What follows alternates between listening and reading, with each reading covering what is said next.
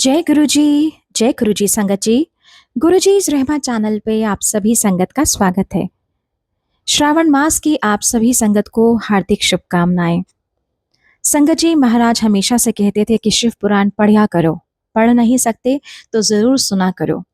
महाराज के असीम कृपा और आशीर्वाद से उसी बात को ध्यान में रखते हुए इस चैनल पे गुरु महाराज की कृपा से और आशीर्वाद से हर रोज श्री शिव महापुराण के सभी अध्याय, सभी खंडों समेत चैनल पर साझा किए जाएंगे। आप सभी से निवेदन है कि इस श्रृंखला को बहुत ध्यान से पूरे भाव और मन से सुने और बाकी संगत तक के साथ जरूर साझा करें, ताकि उन सभी संगत का भी जरूर कल्याण हो। जय गुरु जी। जय गुरु जी, जय गुरु जी संगत जी। सभी संगत का अभिनंदन करते हुए गुरु जी से आज्ञा लेकर आज का आरंभ करते हैं। कल हमें ये ने पढ़ा दिक्पति, कुबेर जी को दिक्पति भी कहते हैं ना, को वरदान मिला, वे अलकापुरी का राजा होकर शिव का कोषाध्यक्ष हुआ। उनकी अलकापुरी बहुत सुंदर है। वे सदैव शिव भक्ति में संलग्न रहते हैं। शिव जी ने दिक्पति को अपना मित्र बनाया। उनका मुख्य स्वरूप तो परब्रह्म है, इसलिए शिव जी ने कहा कि इस स्वरूप को धारण करके, सगुण रूप को धारण करके जाएंगे और उस रूप और इस रूप में कोई अंतर ना होगा। और ये भी कहा कि वहां वास कर कुबेर के साथ मित्रता स्थापित करेंगे। कठिन तप करके वह निवास करते हुए भक्तों तथा कुमार्गियों को नष्ट करेंगे और कुछ समय बाद शक्ति भी अवतरित होगी तथा संसार की रीति के अनुसार वो हमारी पत्नी होगी। फिर हमने जाना कि शिव जी ने कैसे अपना डमरू बजाया। तब सब लोग, विष्णु जी, ब्रह्मा जी, सनकादिक मुनि, सिद्ध देवता, वेद, धर्मशास्त्र, पुराण, सर्पों के यूथप सब चले। और शिव जी ने कुबेर जी से कहा कि तुम्हारा, जैसे पहले कहा था ना कि उनका मनोरथ पूरा होगा, इसलिए शिव जी ने कुबेर जी का मनोरथ पूर्ण करने के लिए कैलाश जाने का उद्योग किया। और शिव जी समस्त देवताओं सहित अलकापुरी पहुंचे तथा निधिनाथ की विनती मानकर वहीं वास करने लगे। और निधिनाथ ने शिव जी की पूजा की और सबका सत्कार किया। निधिनाथ कुबेर जी को कहते हैं। फिर हमने जाना किस तरह से प्यार से शिव जी सिंहासन पर विराजमान हुए और विश्वकर्मा को कैलाश पर्वत को सुंदर बनाने का आदेश दिया और सुरमुनि लोगों के लिए भी सुंदर सुंदर मंदिरों की स्थापना करने के लिए कहा। सबकी इच्छा हुई कि शिव जी कैलाश को चले और उन्होंने अपने चरण कमलों से कैलाश पर्वत को सुशोभित कर दिया। तो आगे बढ़ते हैं, दूसरा खंड, पहला अध्याय। ब्रह्मा जी ने बोला, ए नारद, अब मैं तुमको शिव जी के नादि चरित्र के विषय में बताता हूं। जिस प्रकार सती ने दक्ष के घर में अवतार लेकर पुनः शिव जी से विवाह किया था, उन्होंने शिव जी के घर जो जो कार्य किए उन सब का विस्तार पूर्वक वर्णन करता हूं। मैंने पहले 10 पुत्र उत्पन्न करके उनको आदेश दिया कि तुम सृष्टि की रचना करो। तो ब्रह्मा जी के 10 पुत्र हुए और उनको क्या आदेश दिया, भाई सृष्टि की रचना करो, क्योंकि शिव जी ने यही भार दिया ना उनको, सृष्टि को उत्पन्न करो, रचना करो। तो क्या कौन से पुत्र थे उनके 10 पुत्र, नाम जानते हैं। मेरे वे पुत्र मरीचि, अत्रि, अंगिरस, पुलस्त्य, पुलह, कृतु, भृगु, वशिष्ठ, नारद और तथा दक्ष है। मैंने इनको मानसी सृष्टि की रीति पर उत्पन्न किया, परंतु जब मैंने नारी स्वरूपा परम सुंदरी सरस्वती को उत्पन्न किया तो उसके मनमोहक सुंदर स्वरूप को देखकर मेरा हृदय काम के वशीभूत हो गया। देखिए 10 पुत्र उत्पन्न किए, उसके बाद जब परम सुंदरी सरस्वती को उत्पन्न किया तो इतनी सुंदर थी कि ब्रह्मा जी के हृदय में भी काम प्रवेश कर गया। अस्तु उसे देखकर मेरे हृदय में भी उसके साथ मैथुन करने की इच्छा उत्पन्न हुई, क्योंकि उस समय मेरे हृदय में कामदेव प्रवेश किए हुए था। मुझे सरस्वती के साथ मैथुन करने के लिए उद्यत देखकर मेरे सभी पुत्र हाहाकार करने लगे और वे सब मुझे उस भारी पाप से बचाने के लिए भगवान सदाशिव की स्तुति करने लगे। पुत्र सोचते होंगे ये पिता क्या करने लगे हैं, ये क्या करने लगे हैं? इसी करके उन्होंने भगवान सदाशिव की स्तुति की। उस समय शिव जी ने प्रकट होकर मुझे उस नरक देने वाले महाभयानक पाप से बचा लिया। सूत जी बोले, हे ऋषियों, ब्रह्मा जी के मुख से ये वृतांत सुनकर नारद जी ने कुछ देर तक विचार करने के उपरांत उनसे इस प्रकार कहा, हे पिता, आप संपूर्ण सृष्टि के स्वामी तथा सबको उत्पन्न करने वाले हैं। इस समय मेरा हृदय अत्यंत चिंतित है, अतः आप संपूर्ण संशय को नष्ट करने के लिए इस कथा को विस्तार पूर्वक कहिए। देखिए, उनके पिता ही है ना ब्रह्मा जी, जब ये सब कुछ सुनो तो नारद जी के मन में भी चिंता आ गई। कहते, मेरे संशय को आप नष्ट करने के लिए मुझे आप कृपा करके विस्तार पूर्वक कहिए, नहीं तो ये संशय जाएगा नहीं। आपका मन इस प्रकार क्यों अधीर हुआ? आपकी सेवा करने वाले मनुष्यों को ब्रह्म ज्ञान की प्राप्ति होती है, अतः आपके द्वारा ऐसा कर्म होना अत्यंत आश्चर्य की बात है। नारद कहते हैं, क्या बात कर रहे हैं पिताजी? आपके द्वारा तो ब्रह्म ज्ञान की प्राप्ति होती है, ये ऐसा कर्म कैसे हो गया? मुझे तो बहुत आश्चर्य आ रहा है। ब्रह्मा जी ने उत्तर दिया है, नारद तुम ध्यान देकर सुनो, मैं तुमसे मुख्य वृतांत भली भांति समझा कर कहता हूं। भगवान सदाशिव की माया धन्य एवं अपरंपार है। ब्रह्मा जी कहते हैं, नारद सुनो, ध्यान देकर सुनना, और मैं तुम्हें समझा रहा हूं, भगवान सदाशिव की माया धन्य है एवं अपरंपार है, कोई इसको जान नहीं सकता। उन श्री शिव जी की माया ने मुझे जिस प्रकार नचाया, वह कथा मैं तुमसे कहता हूं। सृष्टि की वृद्धि के हेतु मैंने अपने मुख से एक कन्या को उत्पन्न किया। ब्रह्मा जी चाहते थे ना कि सृष्टि और की वृद्धि हो, तो उनके मुख से कन्या उत्पन्न हुई। उसे उत्पन्न देखकर मेरे हृदय में कुछ अहंकार उपजा। अहंकार प्रत्येक प्राणी को दुख देता है, ब्रह्मा जी कहते हैं। मेरे मुख से कन्या उत्पन्न हुई, और जब उत्पन्न हुई ना, तो मेरे मन में कुछ अहंकार आ गया, और अहंकार का तो फल क्या है? दुख ही देगा ना। अस्तु, उस समय शिव जी ने यह लीला दिखाई कि मेरे मुख से एक ऐसी परम स्त्री उत्पन्न हुई जिसे देखने मात्र से संपूर्ण दुख दूर हो गए।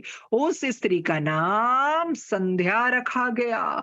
वैसी अपूर्व सुंदरी मनुष्य लोक में तो क्या, देवलोक में भी नहीं थी। कैसे कैसी उपमा कर रहे हैं संध्या की, इतनी सुंदर कि मनुष्य लोक में भी ऐसी स्त्री नहीं थी, ना ही देवलोक में। उस नख से शिखा तक नवीन पूर्ण चंद्र के समान प्रभावशालिनी गजगामिनी तथा चंपक वर्ण कामिनी को देखकर मेरे हृदय में काम वासना जागी उठी, और मैं उसके साथ रमन करने की इच्छा से अपने स्थान से उठकर खड़ा हो गया। इतनी सुंदर थी कि ब्रह्मा जी के हृदय में काम वासना जाग उठी। परंतु दक्ष आदि ने उसी समय मुझे ऐसा करने से रोक दिया। तदुपरांत वे सब दक्ष आदि मेरे पुत्र स्वयं उसकी ओर पाप भरी दृष्टि से देखने लगे। कहते, मुझे तो उन्होंने रोक दिया, परंतु दक्ष और सारे जो बाकी जितने पुत्र थे ना, सब उसको पाप भरी दृष्टि से देखने लगे। जिस समय मैं अपने मन में उसी स्त्री के प्रति अनेक प्रकार का विचार कर रहा था, उसी समय अचानक ही एक अत्यंत सुंदर पुरुष भी वहीं उत्पन्न हो गया। वह मेरे सामने आकर खड़ा हो गया और मुझसे इस प्रकार कहने लगा कि हे पिता, आप मुझे मेरा नाम और काम बता दें। आप मुझे जहां रहने की आज्ञा देंगे, मैं यहीं रहूंगा। अस्तु, आप कृपा करके मेरी इस इच्छा को पूर्ण करें। देखिए, वो सुंदर पुरुष जब उत्पन्न हो गया ना, तो ब्रह्मा जी के आके खड़ा हो गया। क्या कहने लगा, प्रभु मेरा नाम तो बता दो, काम तो बता दो, और जहां रहने की आज्ञा देंगे मैं वहीं रहूंगा। हे नारद, उस पुरुष की बात सुनकर मुझे अत्यंत आश्चर्य हुआ। फिर कुछ देर विचार करने के बाद मैंने उससे कहा, हे पुत्र, तेरे उत्पन्न होते ही मेरा हृदय और शरीर के सब अंग कांप उठे थे, अतः मैं तेरा नाम मनमथ रखता हूं। कहते, क्योंकि जैसे तुम उत्पन्न हुए, मेरा हृदय मेरा शरीर सब अंग कांप उठे, इसलिए मैं तुम्हारा नाम मनमथ रखता हूं। इसके अतिरिक्त मनसिज, मदन आदि तेरे अनेक नाम होंगे। तू अपने इन 5 बाणों द्वारा अपने सौंदर्य द्वारा सबको अपने वशीभूत कर लेगा। संपूर्ण सृष्टि का हृदय तेरे अधीन रहेगा। इस प्रकार मैंने अपने पुत्र को बहुत से अधिकार प्रदान किए। अपने कार्य को इस प्रकार संपन्न हुआ देखकर मेरे हृदय में प्रसन्नता भर गई तथा अत्यंत अहंकार भी उत्पन्न हुआ। तत्पश्चात सिंहासन पर बैठे हुए अपने सभी पुत्रों को देखकर मुझे बहुत हर्ष हुआ। मैंने उस पुरुष का जो मनमथ नाम रखा था, उसे सभी ने बहुत पसंद किया और यही स्वीकार किया कि कामदेव का पद सबसे बड़ा तथा ऊंचा होगा। तो देखिए, इस तरह से कामदेव, किस तरह से उनकी उत्पत्ति हुई और यही बोला ना, संपूर्ण सृष्टि का हृदय अरे तेरे अधीन रहेगा। इस तरह से उसके बहुत अधिकार भी प्रदान किए। इस घटना के उपरांत जबकि हम सब लोग अपने मन में प्रसन्नता का अनुभव कर रहे थे, कामदेव ने अपना उस धनुष को सीधा किया जिसके चढ़ते ही तीनों लोगों की बुद्धि भ्रष्ट हो जाती है। वह धनुष को चढ़ाए हुए मेरे पास आकर खड़ा हो गया और मन में ये विचार करने लगा कि मैंने उसे जो वरदान दिया है उसकी परीक्षा करके देख ली जाए। अस्तु उसने मेरी पुत्री संध्या को मेरे समीप खड़े देखकर मेरे ही ऊपर अपना मोहक नामक बाण चला दिया। देखिए, ब्रह्मा जी ने वरदान दिया है ना कि सृष्टि का हृदय तेरे अधीन रहेगा। तो कामदेव की जब उत्पत्ति हुई तो उन्होंने कहा ये वरदान तो मिल गया, मैं देखूं तो सही ये वरदान काम भी कर रहा है कि नहीं। तो इस तरह से उन्होंने सोचा परीक्षा ली जाए, तो वो बाण चला दिया और ब्रह्मा जी के साथ वो पुत्री संध्या खड़ी थी। इसी करके उस बाण के फलस्वरूप ना उनके मन में ऐसा विचार आया। तदुपरांत उसने मेरे अन्य पुत्रों को भी अपने उस बाण द्वारा मूर्छित कर दिया। उस प्रकार हम सब उसके वशीभूत हो गए। जब उसने ये देखा कि संध्या के ऊपर उसके बाण का कोई प्रभाव नहीं पड़ा है, तो उसने संध्या के हृदय पर भी एक ऐसा बाण मारा जिसके कारण वह भी कामदेव के वश में होकर चंचल और वक्र दृष्टि से सबकी ओर देखने लगी। हम सब लोग बुद्धि भ्रष्ट हो जाने के कारण उसे पकड़ने की इच्छा करने लगे, क्योंकि काम के वशीभूत हो जाने के कारण हम किसी प्रकार के कुकर्म तथा पाप का विचार ही नहीं रहा था। तो देखिए, इसी तरह से ये सब कुछ हुआ कि उनकी बुद्धि भ्रष्ट होगी, क्योंकि कामदेव ने अपनी परीक्षा लेने के हेतु बाण चला दी। तो इस तरह से वो भी, उनके पुत्रों के ऊपर भी बाण चला और संध्या के ऊपर भी बाद में। उनको ये विचार ही नहीं रहा ना कि क्या कुकर्म करने जा रहे हैं, पाप का विचार ही नहीं रहा, क्योंकि वशीभूत हो गए थे वो, जो कामदेव ने करना चाहा। दूसरे खंड का दूसरा अध्याय पढ़ते हैं। ब्रह्मा जी ने कहा, नारद मुझे इस प्रकार मोहित देखकर धर्म के पुत्र सत्य को बहुत चिंता हुई। जब ये देखा ना कि ये बहुत मोहित हो गए ब्रह्मा जी, तो धर्म के पुत्र कौन है? सत्य, उनको बहुत चिंता हुई। वो दोनों हाथ जोड़कर शिव जी के निकट जा पहुंचा और स्तुति प्रणाम करने के उपरांत उन्हें सब हाल कह सुनाया। तो देखिए, जो धर्म का पुत्र सत्य है, जब सब पता चला, हाथ जोड़कर शिव जी के सामने खड़ा हो गया, निकट जा पहुंचा, स्तुति प्रणाम करने के उपरांत उन्हें सब हाल भी कह सुनाया। उसकी प्रार्थना पर हम लोगों का विरुद्ध व्यवहार से बचाने के निमित्त भगवान शिव शीघ्र ही हम लोगों के बीच प्रकट हो गए। तो जो उसने प्रार्थना की थी, तो उसके कारण भगवान शिव प्रकट हो गए इनके सामने। उन्हें देखकर मैं तथा मेरे पुत्र अत्यंत लज्जित हुए और कामदेव भी बहुत लज्जित हुए। अब शिव जी महाराज जब आ गए तो लज्जित तो होना ही था ना, ये हम क्या करने जा रहे थे। कामदेव ने भी ये जानबूझकर किया और ये ब्रह्मा जी और उनके पुत्र भी लज्जित हो गए। उस समय शिव जी ने मेरी और क्रोधपूर्ण दृष्टि से देखते हुए कहा, हे ब्रह्मांड, तुम ऐसे कुमार्गगामी क्यों होकर हो गए? तुमने श्रेष्ठ बुद्धि को बुलाकर अपनी पुत्री से भोग करना चाहा। तुम वेद पाठी होते हुए भी उस ज्ञान को भुला बैठे और लज्जा त्याग कर अधर्म कार्य की ओर प्रवृत्त हुए। ये उचित नहीं है। हमने संसार में बहुत से पापियों को देखा है, परंतु तुमने तीनों लोकों में ऐसा पाप करने वाला हमने आज तक अभी कोई नहीं देखा है। क्या बोलते हैं शिव जी? हमने संसार में बहुत से पापियों को देखा है, परंतु तीनों लोकों में ऐसा पाप करने वाला किसी को नहीं देखा है जो तुमने अपनी पुत्री से भोग करना चाहा। धर्म के पुत्र सत्य ने ही बताया ना शिव जी को जाके कि भी ऐसे ऐसे हुई है घटना। बहुत क्रोधित हुए शिव जी। हे नारद, इस प्रकार शिव जी ने मेरी बहुत निंदा की। तदुपरांत वे मेरे पुत्रों की और अत्यंत क्रोधपूर्ण दृष्टि से देखते हुए बोले, हे मरीचि आदि, तुम लोग ऐसे अधीर और कामी क्यों हो गए? तुम सब ब्रह्मा के पुत्र हो और तुमने वेद का अध्ययन किया है, फिर भी तुम इस प्रकार मोहित हो गए।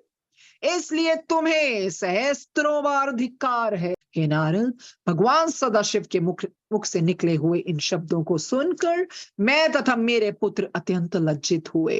उस समय सबको ऐसा खेद हुआ कि किसी के मुंह से कोई भी शब्द नहीं निकला। तदुपरांत मैंने इंद्रियों एवं वीर्य को मस्तक पर चढ़ाकर संध्या के प्रति जो आसक्ति मेरे हृदय में उत्पन्न हुई थी उसको त्याग कर दिया।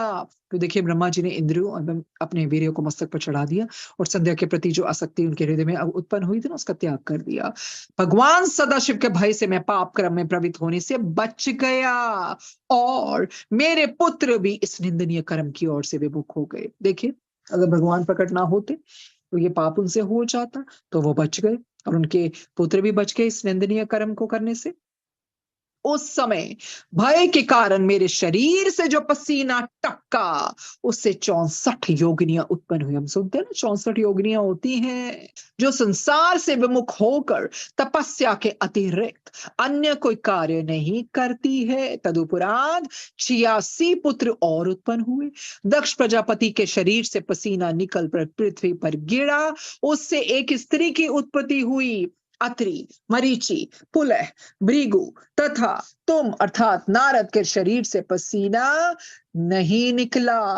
वशिष्ठ, विश्रवा, अंगिरस तथा कृतु के शरीर से जो पसीना निकलकर पृथ्वी पर गिरा उससे संपूर्ण अंगों सहित पितरों की उत्पत्ति हुई। देखिए, हर चीज कैसे उत्पन्न होती थी महाशिव पुराण के जरिए से पता लगता है। पसीने से ये निकला और पितरों की उत्पत्ति कैसे हुई।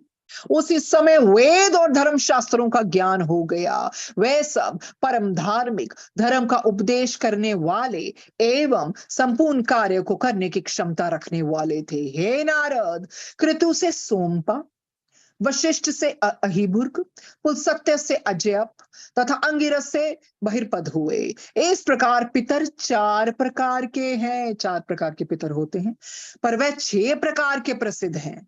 तत्पश्चात मेरी यात्रा से संध्या ने उन पितरों द्वारा गर्भ धारण किया। इस प्रकार मेरे धर्म की रक्षा करके भगवान सदाशिव अंतर ध्यान हो गए। उनके चले जाने के पश्चात मैंने अत्यंत क्रोध पूर्वक कामदेव की ओर देखा और उसे शाप देने की इच्छा प्रकट की। उस समय मेरे सब पुत्रों ने मुझे बहुत समझाया। शाप क्यों देना चाहा था, क्यों क्रोधित हुए? क्योंकि कामदेव ने ही तो ये बाण चलाया अपनी परीक्षा लेने के लिए, तभी ये निंदनीय कर्म उनसे होने जा रहा था। उस समय मेरे सब पुत्रों ने मुझे बहुत समझाया, परंतु मैंने माया के वशीभूत होकर उनकी बातों पर कोई ध्यान नहीं दिया। उस समय मैंने मनमत से कहा, अरे मूर्ख, तूने ये क्या दुखदाईपन किया जो मेरे हृदय को ऐसा घोर पाप करने की ओर प्रवृत्त कर दिया। तूने अपने पिता की ये खूब सेवा की, अस्तु तूने जैसा काम किया है वैसा ही अब तू फल भी प्राप्त करेगा। तेरे कारण शिव जी ने मेरी अत्यंत निंदा की है, अतः मैं तुझे ये शाप देता हूं कि तू जलकर भस्म हो जाए। देखिए, शाप के निमित्त ही सब कुछ होता था।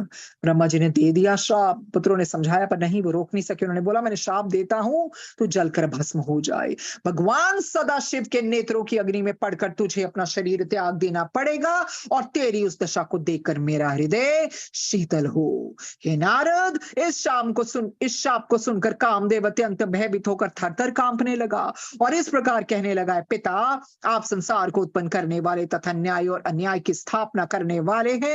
मैंने आपका कोई अपराध नहीं किया है, फिर भी आपने मुझे ये शाप क्यों दे डाला? मैंने तो आपकी आज्ञा की केवल परीक्षा ही ली थी। मेरे भाग्य से आपने मेरे लिए अब जो नई आज्ञा दी है वह तो अवश्य होगा ही। पता था ना, श्राप दिया होकर तो रहेगा ही, परंतु आप कृपा करके मुझे ऐसा वरदान भी दीजिए जिससे मैं शिव जी की नेत्र ज्वाला में भस्म होने के उपरांत पुनः उत्पन्न हो सकूं। इस प्रकार कृपा करके मेरा दुख नष्ट कर दीजिए। इतनी कथा सुनकर ब्रह्मा जी ने कहा, नारद, कामदेव की ये प्रार्थना सुनकर मुझे अत्यंत प्रसन्नता हुई। तब मैंने कहा, कामदेव, मैंने तेरे संबंध में जो कुछ कहा है वो तो निश्चित रूप से होगा ही, परंतु अब मैं तुझे ये वरदान देता हूं कि तुझे भस्म करने के उपरांत कुछ दिनों बाद जब शिव जी अपना विवाह करेंगे उस समय तुझे ये शरीर पुनः प्राप्त हो जाएगा और शिव जी तेरे सहायक हो उठेंगे। इस बात को सुनकर सभा में फिर से नवीन आनंद भर गया। तीसरा अध्याय पढ़ते हैं दूसरे खंड का।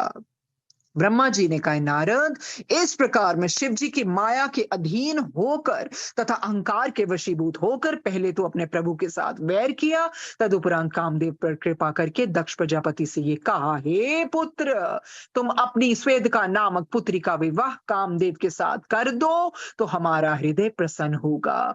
मेरी इस आज्ञा को सुनकर दक्ष ने कामदेव से कहा, हे अनंग, मेरी पुत्री को जो रति नाम से भी प्रसिद्ध है स्वीकार करो और प्रसन्नता पूर्वक तीनों लोकों पर विजय प्राप्त करते रहो। तो देखिए, इस तरह से कामदेव पर कृपा की और दक्ष प्रजापति से उन्होंने कहा, वो पुत्र है ना नारद अपने ब्रह्मा जी के, उन्होंने कहा कि जो तुम्हारी पुत्री है ना उसका विवाह कामदेव के साथ कर दो, इससे मैं बहुत प्रसन्न होऊंगा। और मेरी आज्ञा को सुनकर दक्ष ने ऐसा ही कहा कामदेव से कि मेरी पुत्री जो दक्ष ने यही कहा कि मेरी जो पुत्री है ना रति नाम से, जो उस नाम से भी प्रसिद्ध है, उसको तुम स्वीकार कर लो और प्रसन्नता पूर्वक तीनों लोगों पर विजय प्राप्त करो। कामदेव ने भी दक्ष की ये प्रार्थना स्वीकार कर ली। तब रति के साथ कामदेव का बड़ी धूमधाम के साथ विवाह हुआ। रति और कामदेव, इनके बारे में हम सुनते हैं ना, इस तरह से ब्रह्मा जी के कहने पर इनका विवाह हुआ। और रति, जिनका नाम स्वेदिका भी है, वो दक्ष की पुत्री हैं।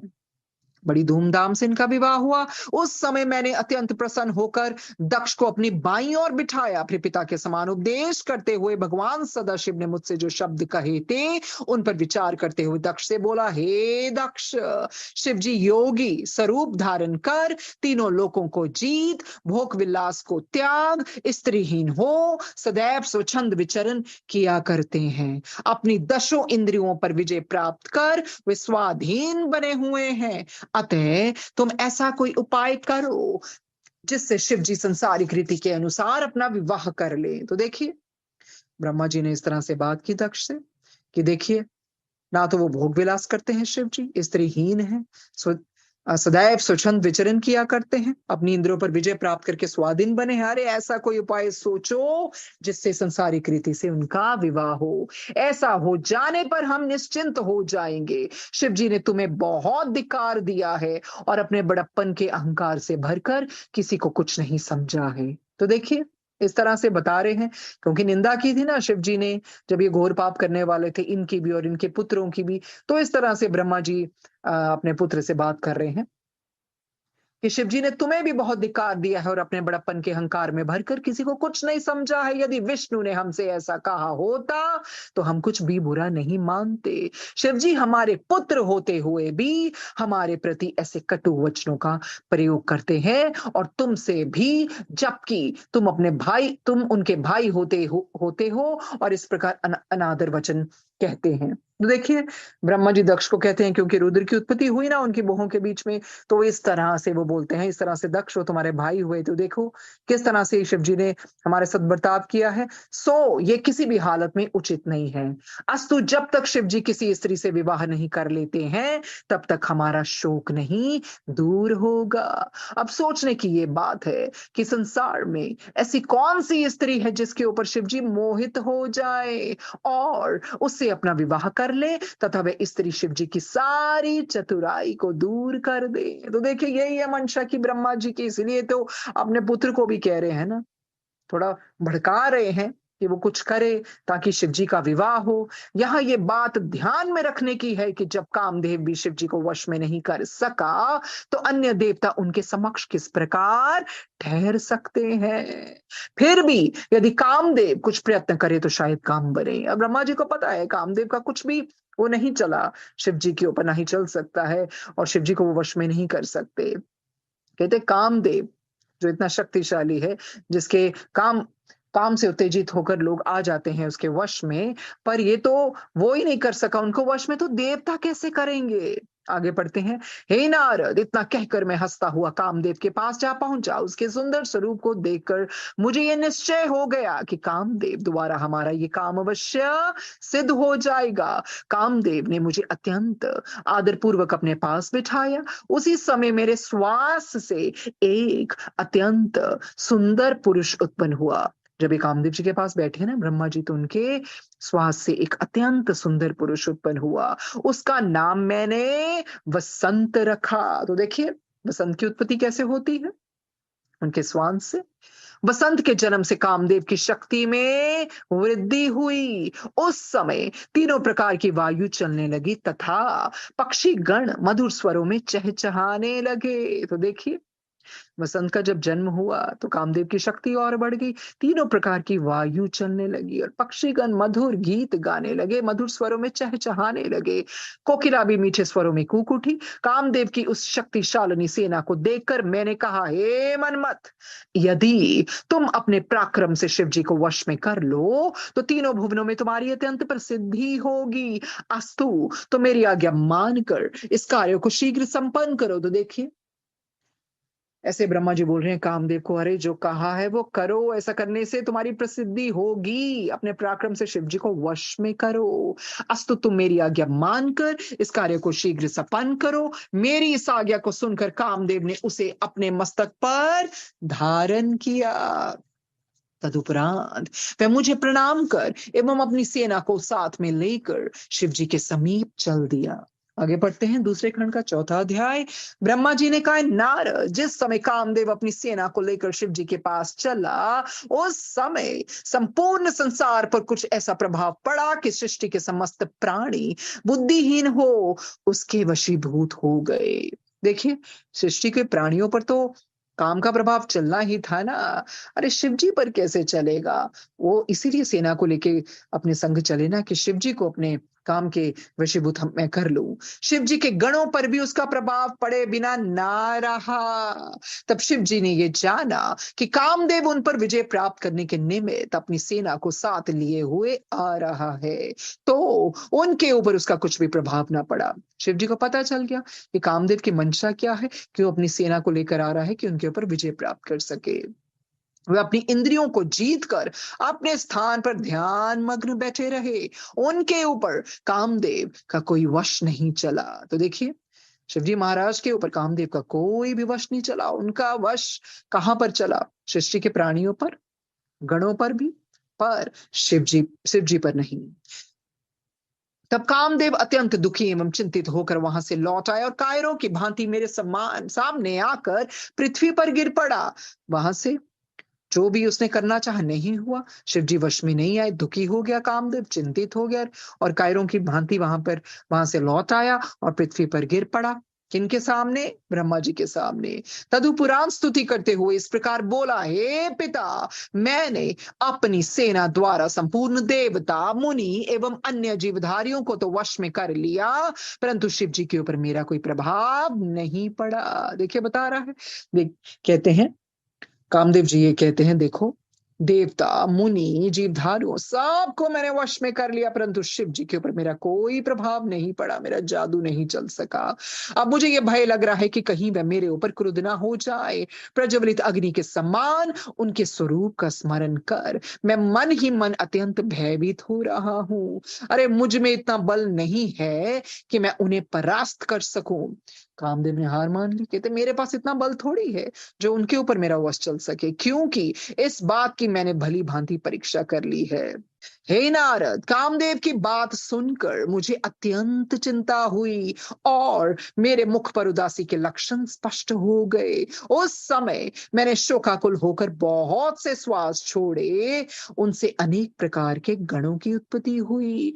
कामदेव की बात सुनकर ब्रह्मा जी बहुत चिंतित होते हैं, उदास हो जाते हैं और शोकाकुल होकर उसने बहुत से उन्होंने श्वास छोड़े और उन श्वासों से क्या होता है? गणों की उत्पत्ति होती है। वे अपने हाथों में अनेक प्रकार के शस्त्र धारण किए हुए थे। वे बड़े जोर जोर से चिल्लाते, नाचते, गाते हुए मार मार की पुकार करते थे। कौन? जो उनके श्वास से गणों की उत्पत्ति हुई ना, वो नाचते, गाते हुए, चिल्लाते हुए क्या शब्द का उच्चारण कर रहे थे? मार मार। उनका कोलाहल संपूर्ण दिशाओं में भर गया। वे अनेक प्रकार के उपद्रव करते थे। देखिए, जब वो मार मार बोलते थे ना, तो उस तरह से बहुत उत्पात और उद्यम मचा रहे थे। उनकी संख्या का वर्णन नहीं किया जा सकता। हे नारद, जब उन गणों को कामदेव ने देखा तो मुझसे पूछा, हे पिता, ये लोग कौन हैं और इनका नाम क्या है? मैंने उत्तर दिया, ये सब लोग मार मार शब्द का उच्चारण कर रहे हैं, अतः इनका नाम मार होगा। जब गणों को कामदेव ने देखा ना, तो उन्होंने पूछा, भाई ये कौन है? ब्रह्मा जी से पूछते हैं, अरे ये कौन है, ये क्या बोल रहे हैं? तो ब्रह्मा जी कहते हैं, ये सब लोग मार मार शब्द का उच्चारण कर रहे हैं ना, इसीलिए इनका नाम क्या होगा? मार, क्योंकि मार मार शब्द बोल रहे थे। हे अनंग, देखिए वो कामदेव जी को क्या बोल रहे हैं, मनमथ भी उनका नाम है, अनंग भी है। तुम इस सेना को अपने साथ लेकर एक बार शिव जी के पास फिर जाओ और ऐसा उपाय करो जिससे शिव जी किसी स्त्री के साथ विवाह करना स्वीकार कर ले। पहले तो हार मान ली ना, आ गए, लज्जित होकर आ गए कामदेव। अब पिताजी खुद कह रहे हैं ब्रह्मा जी, अरे दोबारा से फिर जाओ और कोई उपाय करो कि शिव जी किसी स्त्री के साथ विवाह करना स्वीकार कर ले। ये सुनकर कामदेव ने उत्तर दिया, हे पिता, पहले तो मेरा कुछ वश नहीं चला और अब भी कोई आशा नहीं है, फिर भी मैं एक बार पुनः आपकी आज्ञा से उनके पास जाता हूँ। अरे ठीक है, अभी भी कोई आशा नहीं है मेरे पास, फिर भी जब आप कह रहे हैं ना, तो आपकी आज्ञा का तो पालन मुझे करना ही पड़ेगा, इस करके मैं दोबारा से जाता हूं। परंतु आप ये निश्चय रखें कि यदि शिव जी का ध्यान भटक भी गया तो मैं जीवित कदापि नहीं बचूंगा। देखो कामदेव को पता था, अगर मैं सफल हो भी गया ना थोड़ा सा ध्यान भटकाने में, तो मुझे छोड़ेंगे क्या वो? इतना कहकर कामदेव अपनी उस नई सेना को साथ लेकर वहां से चल दिया और उस स्थान पर जा पहुंचा जहां शिवजी ध्यान मगन बैठे थे। देखिए, पुत्र हैं वो ब्रह्मा जी के, उनको उन्होंने कामदेव को उत्पन्न किया था, अपने पिता की बात मानी, सेना को लेकर वहां चल दिए, किस स्थान पर? जहां भोलेनाथ ध्यान मगन में बैठे थे। सर्वप्रथम उसने पृथ्वी पर मस्तक रखकर शिव जी को प्रणाम किया। देखिए, पृथ्वी पर मस्तक रखा और प्रणाम किया शिव जी को कामदेव ने। तदुपरांत उनकी प्रसन्नता के निमित्त अनेक प्रकार से उनकी स्तुति की। उसने प्रार्थना करते हुए कहा, हे प्रभु, मैं अपने पिता की आज्ञा अनुसार ये कार्य करने के लिए आया हूँ। उसने सारा बताया शिव जी को, देखिए जो मुझे आज्ञा दी है ना पिता ने, उसी कार्य करने के लिए मैं आया हूँ, अतः आप मेरे ऊपर कृपा बनाए रहें। इतना कहकर कामदेव ने अपने साथी वसंत को चारों ओर फैला दिया। उस समय संसार के किसी भी प्राणी का धैर्य स्थिर न रह सका। आज कामदेव का जादू सब पर चला। अब तो वसंत वसंत के रहने से कामदेव की शक्ति में भी तो वृद्धि हो गई ना। तो क्या हुआ? अरे सब पर जादू चला, क्योंकि कोई भी प्राणी का धैर्य स्थिर न रह सका। परंतु इतने पर भी शिव जी का ध्यान विचलित ना हुआ। शिव जी का ध्यान नहीं विचलित हुआ, टस से मस ना हुए वो। कामदेव का उस समय भी ये बड़ा सौभाग्य रहा कि शिव जी ने उसे निर्भिमान अनुमान कर भस्म नहीं कर दिया। तत्पश्चात कामदेव लज्जित होकर पुनः मेरे पास लौट आया और बोला, हे पिता, शिव जी पर मेरा इस बार भी कोई वश नहीं चला। देखिए, कामदेव का जादू उसने सब पर चला ना, सबको वश में कर लिया, सब प्राणियों को, पर शिव जी पर कोई असर नहीं हुआ। और इस करके लज्जित होकर वह फिर अपने पिताजी के पास आए और बोले, क्या बोलते हैं, पढ़ते हैं, हे पिता, शिव जी पर मेरा इस बार भी कोई वश नहीं चला। यदि आप चाहते हैं कि शिव जी विवाह अवश्य करें तो किसी अन्य उपाय का आश्रय लीजिए। इतना कहकर कामदेव अपने घर को चला गया।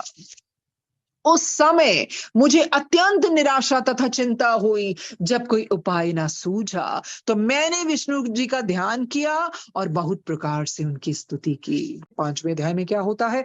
ब्रह्मा जी ने कहा, नारद, मैंने भगवान विष्णु की विनती करते हुए कहा, प्रभु आप अपना सेवक जानकर मेरा दुख दूर कीजिए। हे दीन बंधु, आप अनेक सेवकों के हित के लिए अवतार लेते हैं, अतः इस समय आप प्रकट हो गए। जिस समय मैंने उन्हें प्रणाम किया उस समय वे हंसकर कहने लगे, हे ब्रह्मांड, आपने हमें किस लिए स्मरण किया है? आपको कौन सा कष्ट है? तब मैंने उन्हें कामदेव जी का शिव जी के पास जाने और निराश होकर लौट आने का संपूर्ण वृतांत कह सुनाया। तो देखिए, विष्णु जी प्रकट हो गए, बोले, बताइए, समस्या बताइए, है क्या? तो सारा उन्होंने बताया भी किस तरह कामदेव को भेजा होगा और सारा वृतांत के सुनाया कि वो सफल हो गया। उसे सुनकर विष्णु जी बोले, हे ब्रह्मांड, आप शिव जी को पत्नी सहित क्यों देखना चाहते हैं? उन्हें अकेला क्यों नहीं रहने देते? आपकी मनोभिलाषा को जानकर ही हम कुछ उपाय बताएंगे। कहते पहले बताओ तो सही, आपके मन में चल क्या रहा है आखिर। अरे तभी कुछ उपाय बताएंगे। श्री विष्णु के मुख से ये वचन सुनकर मैंने उन्हें ये वृतांत कह सुनाया कि मैंने अपनी पुत्री संध्या के साथ मैथुन करना चाहा था। शिव जी ने प्रकट होकर मुझे धिक्कारा था।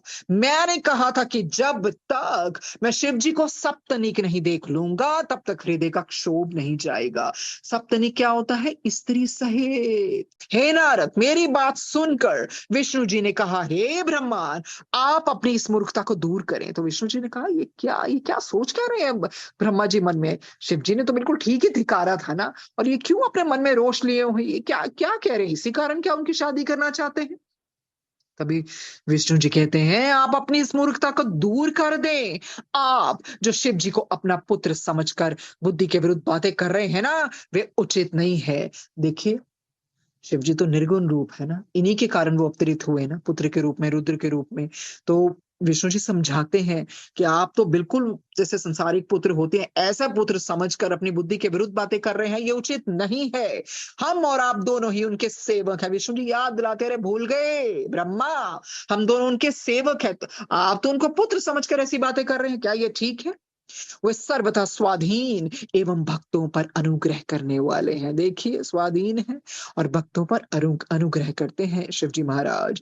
यदि आपकी यही इच्छा है कि वे अपना विवाह कर ले, तो आपको उनकी शरण में जाना उचित है। तो बिल्कुल ठीक सलाह दी ना विष्णु जी ने।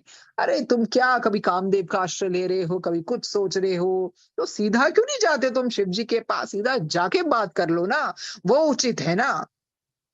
सर्वप्रथम आप कठिन तपस्या द्वारा उन्हें प्रसन्न करें। देखिए, बार बार आता है, तपस्या तपस्या तपस्या के द्वारा ही प्रसन्न किया जाता था। वही बोलते हैं विष्णु जी, सर्वप्रथम सबसे पहले आप कठिन तपस्या द्वारा उन्हें प्रसन्न करें, तदुपरांत उमा का स्मरण करते हुए दक्ष प्रजापति से भी उसी प्रकार कराएं। देखिए, वो कहते हैं, ब्रह्मा तुम तो कठिन तपस्या करोगे ही करोगे, तथा उमा माता को स्मरण करते हुए दक्ष प्रजापति से भी ऐसी ही तपस्या करवाई।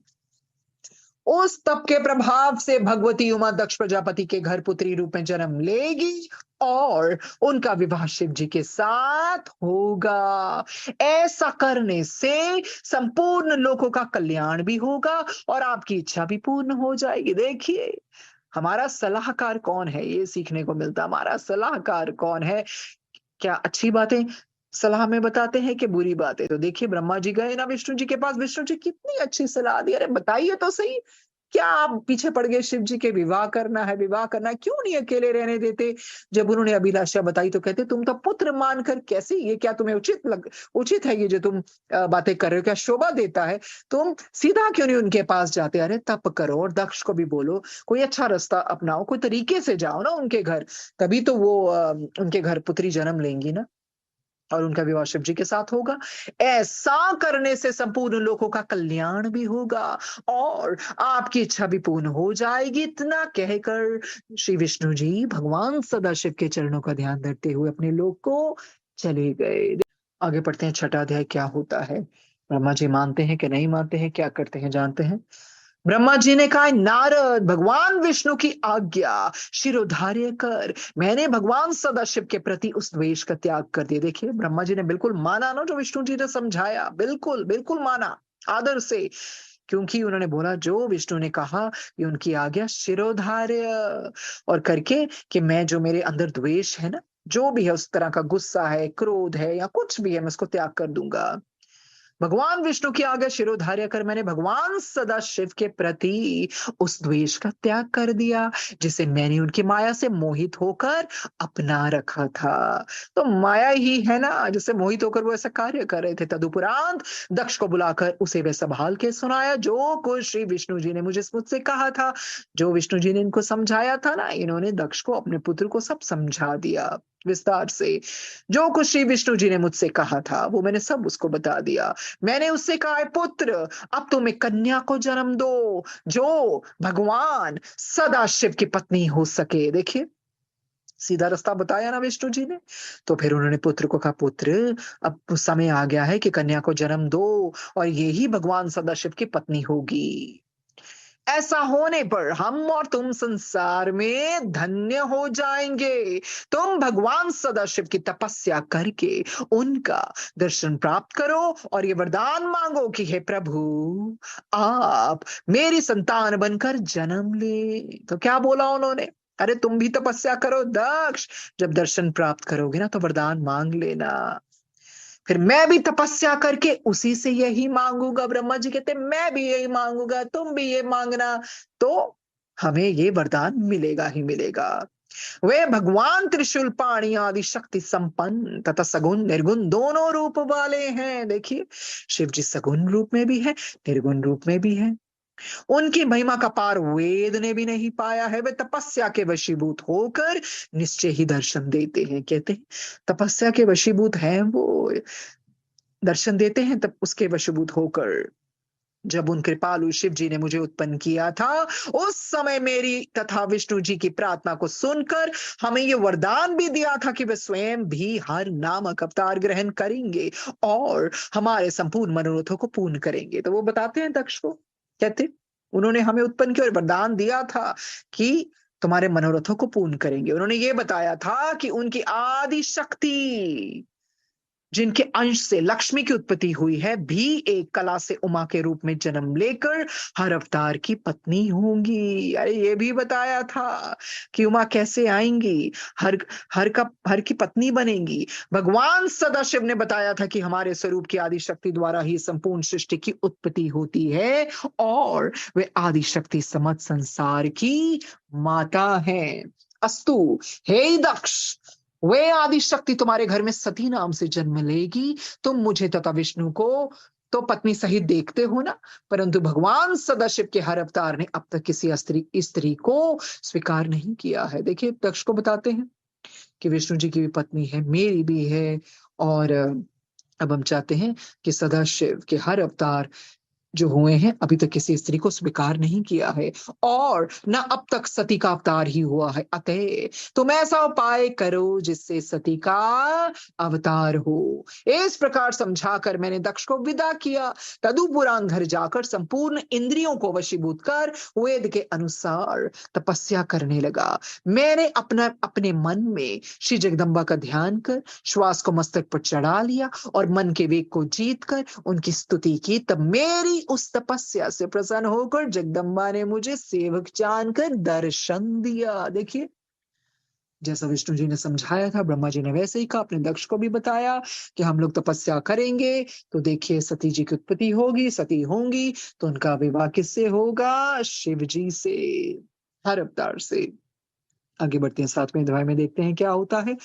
ब्रह्मा जी ने कहा, नारद, ऐसा कौन सा प्राणी है जो भगवती महामाया के उस अनुपम सुंदर शरीर को देखकर मोहित ना हो जाए? तो कहते है ही इतनी सुंदर भगवती माया, इतनी सुंदर काया वाली है कि जो भी देखता है मंत्रमुग्ध हो जाता है। उनके दर्शन प्राप्त कर देवता तथा ऋषि मुनि भी मोहित हो जाते हैं। वे अपने मुख्य चिन्हों से अलंकृत तथा वस्त्राभूषण को धारण किए हुए थी।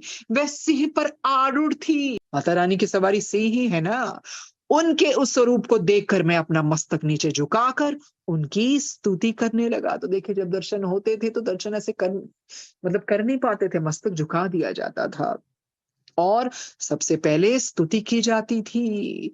उस समय भगवती भवानी ने मुझ पर दया करते हुए कहा, हे ब्रह्मांड, तुम जो चाहते हो वर मांग लो।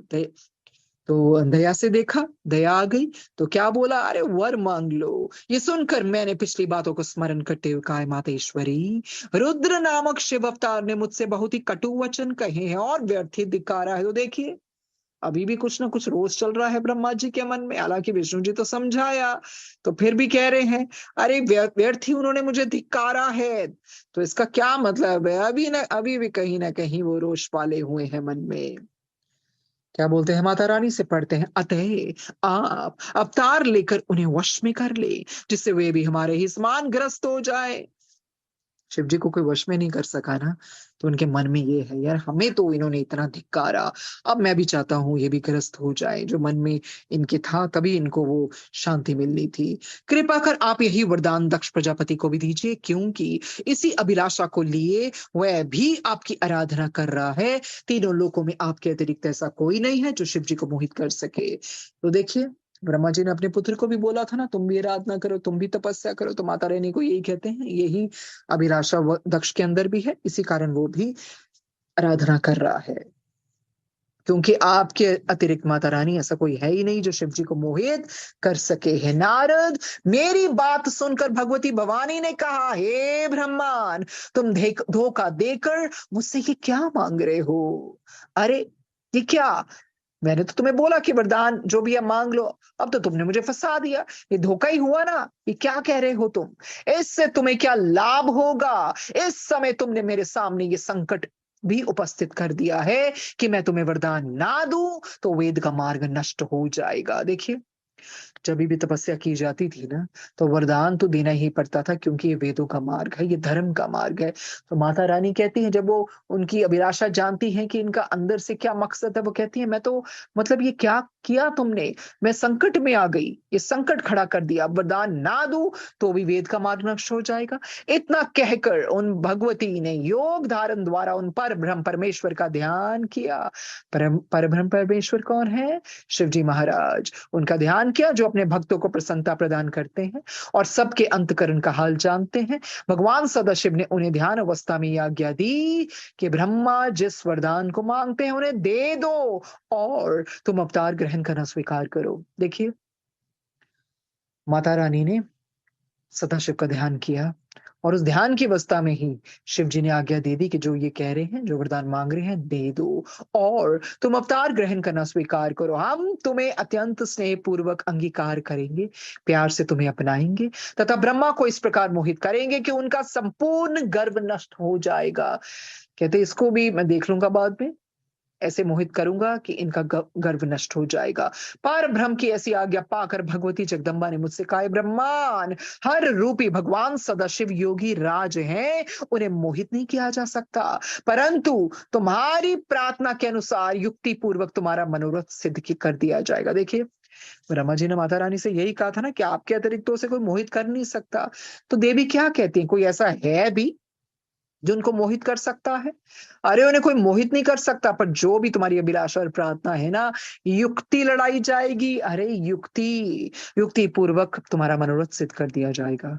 जब तक हर स्त्री को स्वीकार नहीं करेंगे, तब तक ना तो उन्हें परलोक का फल मिलेगा और ना संसार में आनंद ही प्राप्त होगा। तो देखिए, आगे वो भी कहती हैं कि जब तक स्त्री को स्वीकार नहीं करेंगे ना शिव जी महाराज, तब तक उन्हें परलोक का भी फल नहीं मिलेगा और ना ही संसार में आनंद ही प्राप्त होगा। क्योंकि अब युक्ति पूर्वक तो माता रानी को मनोरथ पूरा करना ही था ना। अतः मैं उनके निमित्त दक्ष प्रजापति की पुत्री के रूप में स्वयं ही अवतार ग्रहण करूंगी। उस समय शिव जी मुझ पर मोहित होकर मेरे साथ विवाह कर लेंगे। इतना कहकर भगवती महामाया अंतर ध्यान हो गई और मुझे अत्यंत प्रसन्नता प्राप्त हुई। ब्रह्मा जी को बहुत प्रसन्नता हुई, जो विष्णु जी ने कहा इन्होंने वैसा किया।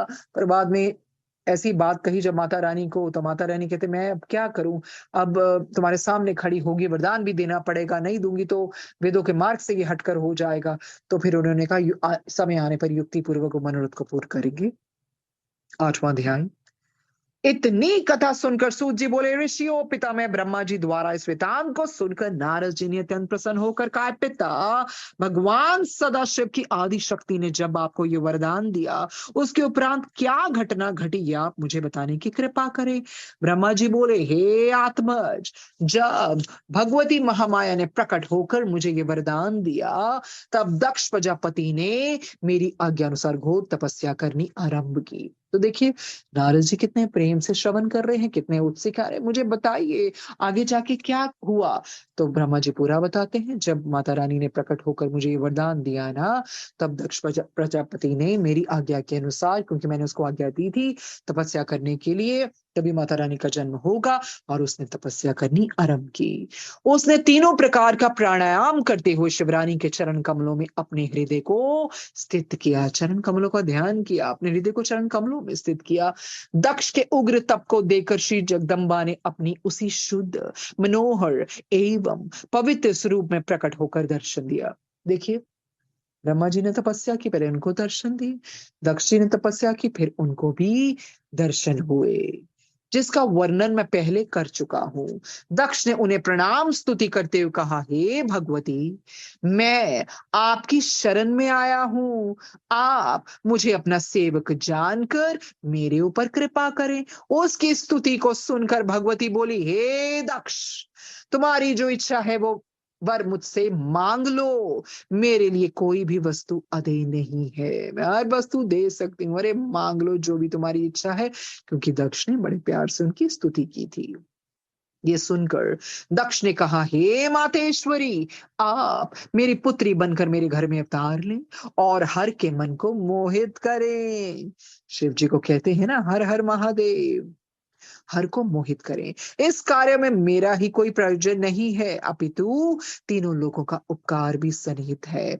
देखिए वो क्या बोलते हैं माता रानी को, महामाई को कहते हैं, ये मत सोचना कि सिर्फ मेरा ही प्रयोजन है या सिर्फ मैं अपने लिए कह रहा हूं, इससे तीनों लोगों का उपकार भी होगा।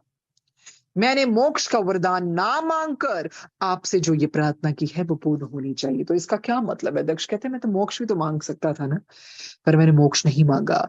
मैंने ये कहा कि बस इस तरह आप अवतार लेकर उनके मन को मोहित करें और ये इच्छा मेरी पूर्ण होनी चाहिए। दक्ष की प्रार्थना सुनकर भगवती महामाया ने कहा, हे दक्ष, तुम जो चाहते हो वही होगा। मैं तुम्हारी पत्नी के गर्भ से उत्पन्न होकर शिव जी की अर्धांगिनी बनूंगी, परंतु तुम अपने मन में किसी प्रकार का अहंकार नहीं करना। तो देखिए क्या बोलती है महामाई, ठीक है, शिव जी की अर्धांगिनी बनूंगी, तुम्हारी पत्नी के गर्भ से उत्पन्न भी होंगी, उस तरह से पुत्री बनकर आऊंगी, पर ये याद रखना, किसी प्रकार का अहंकार मत करना, नहीं तो तुम्हारा संपूर्ण गर्व नष्ट हो जाएगा। इतना कहकर श्री जगदम्बा अंतर ध्यान हो गई और दक्ष भी अत्यंत प्रसन्न होकर अपने घर को लौट आया। तो जो भी दक्ष जी ने प्रसन्न अपनी वो तपस्या की थी वो सफल हुई, अब वरदान भी मिल गया और अपने घर को लौट आए।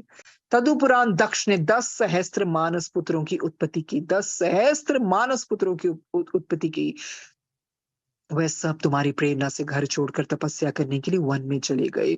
देखिए, जो दक्ष जी ने 10 सहस्त्र मानस पुत्रों की उत्पत्ति की थी ना, जो इधर लिखा है ना, वह सब तुम्हारी प्रेरणा से, इसका मतलब ब्रह्मा जी नारद जी को कह रहे हैं कि तुमने उनको प्रेरित किया था, इसके कारण वो घर को छोड़कर तपस्या करने के लिए वन में चले गए और परम पद को प्राप्त हुए। तत्पश्चात दक्ष ने 10 सहस्त्र पुत्र और उत्पन्न किए, पहले उत्पन्न किए पर नारद जी की प्रेरणा के कारण वो वन में चले गए और दोबारा से उत्पन्न किए। वो फिर से उनका नारद जी को उपदेश सुनकर संसार से विरक्त होकर उधर वन को चले गए और वहीं विरक्त होकर वहीं रहने लगे जहां उनके भाई गए थे। उस समय दक्ष ने अत्यंत क्रुद्ध होकर तुम्हें शाप दिया था, तुम अत्यंत अधम हो क्योंकि तुमने मेरे सब पुत्रों को मेरे विरुद्ध कर दिया है। दक्ष ने कहा, नारद, मेरे जो पहले भी 10 सहस्त्र पुत्र उत्पन्न हुए, फिर भी हो तुम्हारा उपदेश ऐसा, इस तरह से तुमने उनको मेरे खिलाफ कर दिया और वो मेरे विरुद्ध कर दिया और वो चले गए। क्रोधित अवस्था में दक्ष बात कर रहे हैं और वो क्या बोलते हैं, अब मैं तुम्हारे कर्म के अनुसार तुम्हें ये शाप देता हूं कि तुम किसी एक स्थान पर न ठहर कर सदैव भ्रमण किया करो। हम जानते हैं ना, नारद जी कभी इधर कभी उधर चंचल स्वभाव से इधर भ्रमण करते हैं, कभी उधर भ्रमण करते हैं। हम कहते हैं ना, जब जब कोई एक जगह नहीं ठहर सकता तो हम उसको उपलब्धि भी ऐसे देते हैं, तुम तो नारद मुनि हो जो एक जगह नहीं ठहरते, इधर उधर बातें करते रहते हो, इधर से उधर। तो ये क्यों था? क्योंकि दक्ष ने उनको श्राप दिया था। 10 सहस्त्र उत्पन्न मानस पुत्र उत्पन्न किए, वो वन में चले गए, फिर बाद में दूसरे भी। तो फिर क्रोधित हो गए ना उनके पिता दक्ष, तो इसी क्रोधित अवस्था में उन्होंने श्राप दे दिया कि तुम किसी एक स्थान पर ना ठहर कर सदैव भ्रमण किया करोगे। तो हे नारद, तुम्हें ये शाप देने के उपरांत दक्ष को अपने मन में कुछ संतोष हुआ, कुछ संतुष्टि हुई उनको। तब उसने अपने मन में ये निश्चय किया कि अब कुछ मैथुनी सृष्टि उत्पन्न करनी चाहिए।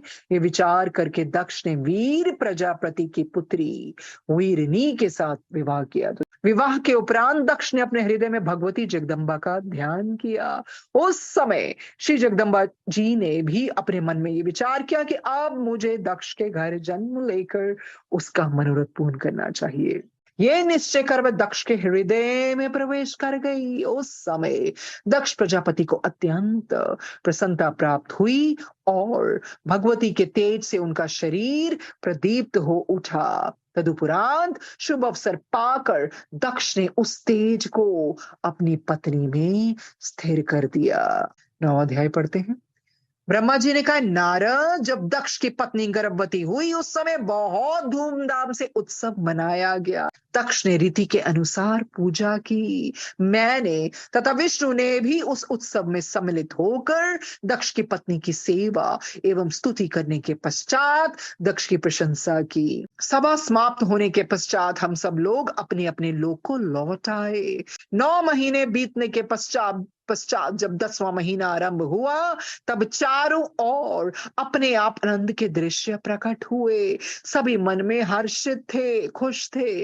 आकाश में बाजे बजने लगे। ऐसे परमोत्तम समय में श्री महारानी जगदम्बा अवतरित हुई। तीनों लोकों में प्रसन्नता भर गई। उस समय कोई मनुष्य दुखी दिखाई नहीं देता था। तब मैं, विष्णु तथा समस्त ऋषि मुनि एकत्र होकर दक्ष प्रजापति के घर गए। सब लोग देवी की स्तुति करके कहने लगे, हे शिवा, शिवरानी, तुम संपूर्ण संसार की राजरानी हो, तुम्हारी महिमा परंपार है। इस प्रकार हम सब विनय करके अपने अपने स्थान को चले गए। जब दक्ष की पत्नी ने अपनी पुत्री का मुख देखा तो उसको हृदय के ज्ञान से आभास हुआ कि ये आदि शक्ति है। माता उस कन्या का अद्वितीय सौंदर्य देखकर पहचान गई। तब उस देवी ने अपनी माता को अष्टभुजा, महातेजस्वी, मेघ सदृश, श्याम वर्ण, नख झलकते हुए अंग, अत्यंत सुडौल, परम सुंदरी, सब प्रकार के आभूषणों तथा वस्त्रों से सुशोभित तथा कानों में कुंडल, हाथों में कंकण, कंठ में हार, माथे पर बिंदी से ससज्जित शशि मुख का दर्शन दिया। 10वां अध्याय देखते हैं क्या होता है। ब्रह्मा जी बोले, हे नारद, देवी स्वरूपा अपनी पुत्री का ऐसा रूप देखकर माता करबुद्ध होकर, करबुद्ध क्या मतलब, हाथ जोड़कर उसकी स्तुति करने लगी और कहने लगी, अरे मैं जानती हूं कि तुम आदि शक्ति तथा सृष्टि की माता हो। तुमने हमारे ऊपर कृपा करके हमारे घर में अवतार लिया है। अस्तु, तुम हम पर अनुग्रह करो और मेरे मन में अपने स्वरूप को स्थिर करो। इस समय तुम मुझे अपना स्वरूप बाल रूप में ही दिखाओ। उसी समय दक्ष प्रजापति ने आकर बड़े प्रेम से स्तुति की और कहा, तुमने अपने वचन का पालन कर मेरे घर में अवतार लिया है। मैं तथा मेरे भाई वेद सब जीवन मुक्त हो गए। तुम्हारी महिमा परंपार है। तुम केवल पूजा और तप के वश में हो। तुम्हारी महिमा अपरंपार है। तुम केवल पूजा और तप के वश में हो। जैसा कि राजा सूरत का तप साक्षी है, वह अपने तप से ही परम पद प्राप्त कर सका था। तुम्हारा शुम और निशुम ने भी क्रोध एवं वैमनस्य से मन लगाया तो भी वह ध्यान करने से परम गति को प्राप्त हुए। इसी प्रकार दक्ष ने महामाया की अत्यंत स्तुति करके अंत में ये प्रार्थना की कि अपना ये मनमोहक रूप हमारे हृदय में बसाकर अब जो रूप समय के योग्य हो उसे आप धारण कीजिए, जिससे प्रसन्नता प्रकट हो। इसी प्रकार दक्ष तथा उसकी पत्नी अर्थात अपने माता पिता की बातें सुनकर श्री देवी जी बोली, क्या बोलेगी, हे दक्ष तथा हे दक्ष पत्नी, दक्ष की पत्नी कौन है? वीरनी। तुम दोनों ने हमारी बड़ी उपासना की है। हमने भी वरदान के अनुसार तुम्हारे घर अवतार लिया है। जिस प्रकार मुझे शक्ति समझते हो, उसी प्रकार का विश्वास रखते हुए कभी गर्व न करना। देवी जी इतना कहकर कन्या का रूप धारण कर संसार की रीति के अनुसार रोने लगी। उस दिन नगर में सर्वत्र प्रसन्नता छाई हुई थी। चारों ओर से जय जय नाद गूंज रहा था। दक्ष तथा उनकी पत्नी ने वेद एवं कुल के नियम अनुसार सब रीति की तथा बहुत सा धन दान स्वरूप बांटा। उस समय मैं तथा विष्णु जी देवताओं और मुनियों को साथ लेकर वहां जा उपस्थित हुए तथा दक्ष के निवेदन के अनुसार हमने उस कन्या का नाम सती रखा। दक्ष अपनी पत्नी सहित सती के प्रेम में निमग्न होकर सब कुछ भूल गए। सती चंद्रकला की भांति भिन्न भिन्न बढ़ने लगी। वह प्रतिदिन शिव पत्नी का पाठ करती तथा सदा शिव का ध्यान करती। वह पार्थिव पूजन करती तथा माता पिता की प्रसन्नता की ओर से अधिक ध्यान देती। यद्यपि उनका शिव में अधिक ध्यान रहता, परंतु इस बात को वह किसी पर प्रकट न होने देती। जब कुछ बड़ी हुई तो उनके मुख की कांति दूनी हो गई। उनकी सुंदरता की समानता तीनों लोकों में कोई भी नहीं कर सकता था। कहते इतनी सुंदर थी, तीनों लोकों में कोई उनकी समानता नहीं कर सकता था। लक्ष्मी मोहिनी भी उनकी सुंदरता की समानता न करके अंत में पराजय मानी गई। नारद, इस प्रकार मैंने दक्ष की कन्या का ये संक्षेप में वर्णन किया है। ये आखिरी अध्याय था आज का। तो धन्यवाद करते हैं गुरु जी का, संगत का, इस प्लेटफॉर्म का। सबका कल्याण हो। शुक्राना गुरु महाराज, शुक्राना सोनिया आंटी आपका भी, जो इतने सुंदर महात्म्य का इतना विस्तृत रूप से आपने वर्णन किया है अपनी सुंदर सरल भाषा में। संगत जी, इस श्रृंखला को बहुत ध्यान से पूरे भाव और मन से जरूर सुनिए। उम्मीद करूंगी कि संगत जी आप सभी अपने कल्याण के साथ साथ बाकी संगत का भी जरूर कल्याण करेंगे। जो भी संगत अपने घर पर शिव महापुराण का पठन नहीं कर सकते हैं तो उनके साथ ये वीडियो जरूर साझा करिए। कल फिर मिलते हैं नए अध्यायों के साथ। जय गुरु जी।